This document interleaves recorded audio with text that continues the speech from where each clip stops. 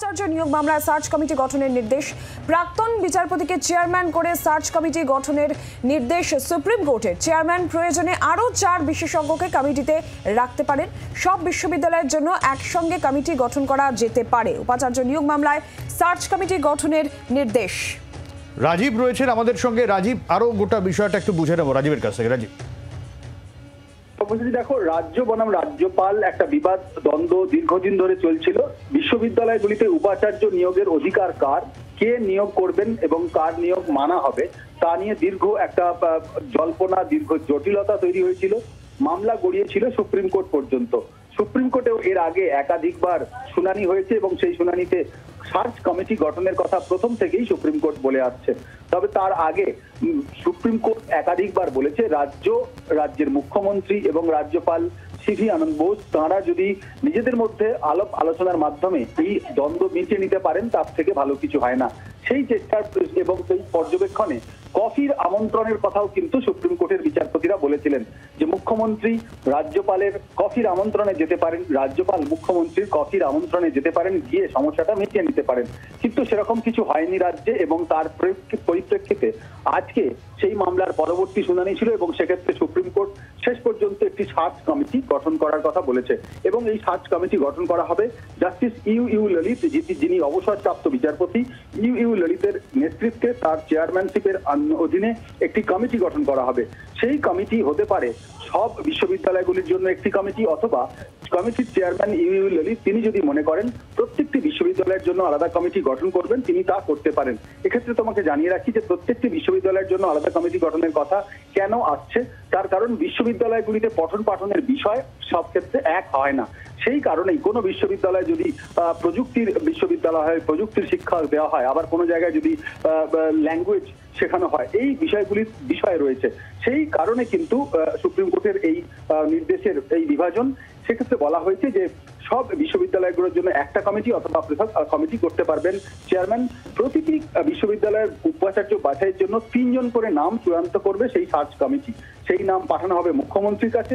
মুখ্যমন্ত্রী সেখান থেকে অর্ডার অফ প্রেফারেন্স বাছাই করবেন, অর্থাৎ 1, 2, 3 বাছাই করে তিনি পাঠাবেন সেটি রাজ্যপালের কাছে এবং এই প্রক্রিয়াটা শেষ করতে হবে আগামী 2 সপ্তাহ অর্থাৎ 15 দিনের মধ্যে এবং এরপর উপাচার্য নিয়োগ প্রক্রিয়া সম্পন্ন করতে হবে 3 মাসের মধ্যে এবং সংবাদপত্রে বিজ্ঞাপন দিয়ে সরকারকে জানাতে হবে যে এই প্রক্রিয়া। রাজীব, এখানে একটু জানতে চাইবো, এই যে অর্ডার অফ প্রেফারেন্স বাছাই করে মুখ্যমন্ত্রী রাজ্যপালের কাছে পাঠাবেন যখন, সেইখানেও তো একটা প্রশ্ন থেকে যাচ্ছে, রাজ্যপাল কি সেখানে সই করতে বাধ্য নাকি রাজ্যপাল আবার ইচ্ছা করলে সেটা ফিরিয়েও দিতে পারে?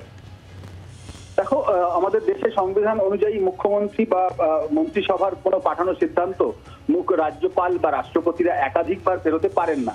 এক্ষেত্রেও সেরকমই একটি বিষয়। রাজ্যপাল যদি মনে করেন তার বিবরণ চাইতে পারেন, তার ব্যাখ্যা চাইতে পারেন, কিন্তু তিনি ফাইল ফেরত পাঠাতে পারবেন না এবং এক্ষেত্রে এই প্রক্রিয়া কিন্তু হয়ে যাবে রীতিমতো সার্চ কমিটির সুপারিশ অনুযায়ী, অর্থাৎ রাজ্য সরকার বা মুখ্যমন্ত্রীর নির্দিষ্ট তাদের নিজেদের পছন্দ মতো কোনো তালিকা বা কারো নাম এখানে পাঠানো হবে না। তাই সংবিধান অনুযায়ী এক্ষেত্রে কিন্তু রাজ্যপালের কাছে যে ফাইল পাঠানো হবে, যে তালিকা পাঠানো হবে, সেই তালিকা তিনি বিবেচনা করে চূড়ান্ত তালিকা সরকারকে পাঠাতে বাধ্য থাকবেন বলেই অন্তত যারা বিশেষজ্ঞ, সংবিধান বিশেষজ্ঞ তাদেরই তেমন মত। অনেক ধন্যবাদ রাজীব।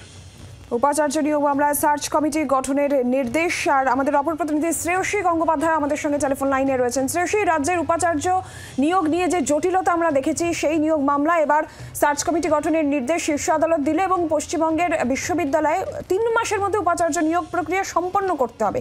একটু প্রেক্ষাপটটাও জানতে চাইবো, কারণ বারবার উপাচার্য নিয়োগ নিয়ে রাজ্যপাল সংঘাত আমরা দেখেছি। একেবারে দেখো, রাজ্য শিক্ষা দপ্তরের সঙ্গে রাজ্যপালের যে সংঘাত, সেই সংঘাতে বলা যেতে পারে সূত্রপাতই হচ্ছে এই উপাচার্য নিয়োগের ইস্যুটা নিয়ে, যেখানে রাজ্য সরকারের বক্তব্য ছিল যে রাজ্যপাল তিনি এককভাবে উপাচার্য নিয়োগ করে যাচ্ছেন, অন্তর্বর্তীকালীন উপাচার্যদের তিনি এককভাবে নিয়োগ করে যাচ্ছেন রাজ্য সরকারের সঙ্গে কোনো আলোচনা না করেই। কিন্তু রাজ্যপালের সেক্ষেত্রে বক্তব্য ছিল যে রাজ্য সরকারের সঙ্গে আলোচনা করা মানে কিন্তু কোনোভাবে সেক্ষেত্রে রাজ্য সরকারের যে নাম, সেই নামগুলোকে স্বীকৃতি দেওয়া নয়। তাহলে কার্যত সেই যে সংঘাতের জায়গাটা, যেখানে দেখা গেছিল যে রাজ্য সরকারও সেক্ষেত্রে রাজ্যপাল যাদেরকে উপাচার্য নিয়োগ করছেন তাদেরকে রাজ্য সরকার সরকারও কিন্তু উপাচার্য হিসেবে স্বীকৃতিও দিচ্ছিল না।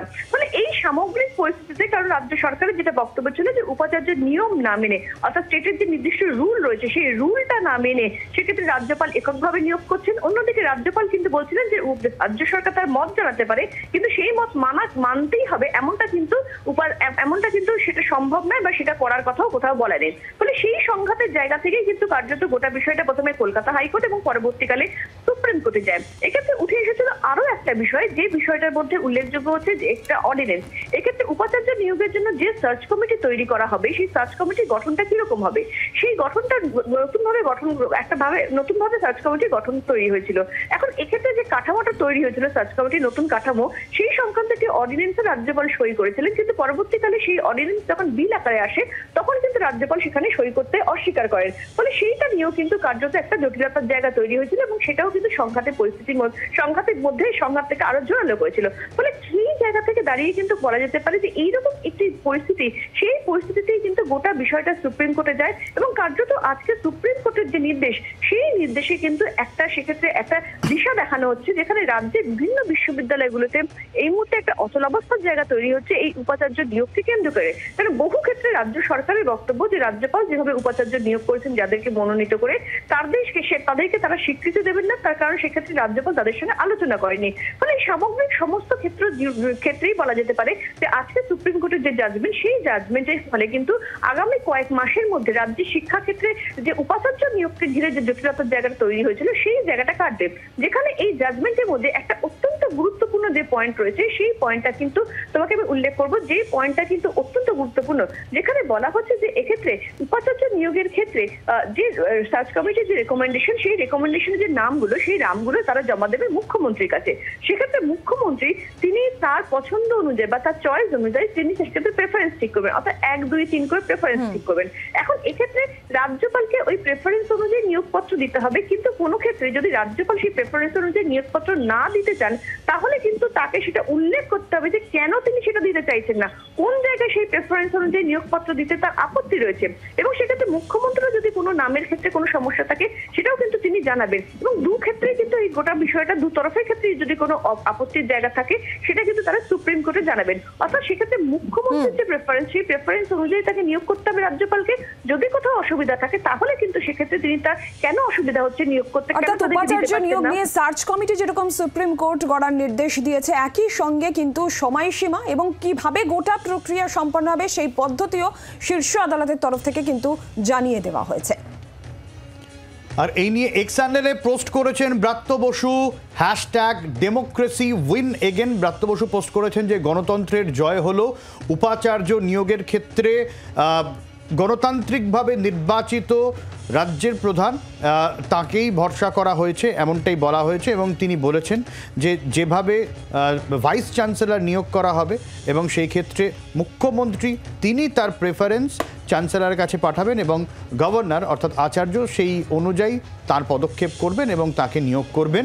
গণতন্ত্রের জয় হলো, এক্স হ্যান্ডেলে পোস্ট শিক্ষামন্ত্রীর। বাংলার আওয়াজ, বাঙালির আবেগ, জি 24 ঘন্টা।